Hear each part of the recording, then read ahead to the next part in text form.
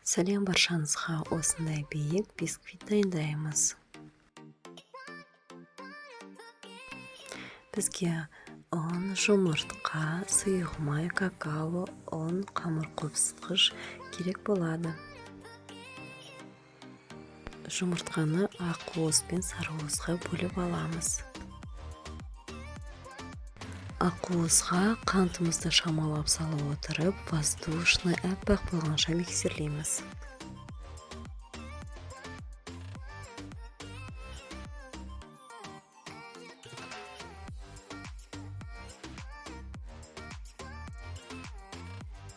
Сарыуызға қантымызды қосып араластырамыз. Массамыз ағаруы тиіс.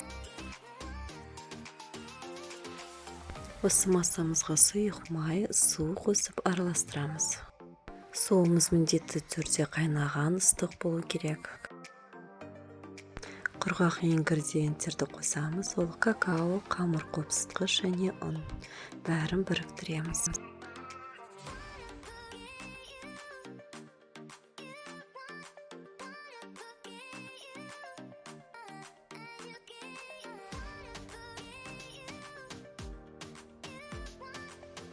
Осы массамызға белоктан лопатка көмегімен шамалы алып, салып біркелкі араластырып аламыз.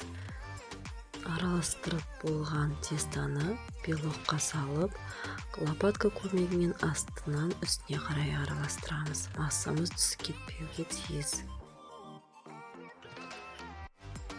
Массамыз дайын. Енді формаға саламыз. Қызып тұрған 180 градуста пеште шамасында 35-40 минут пісіреміз.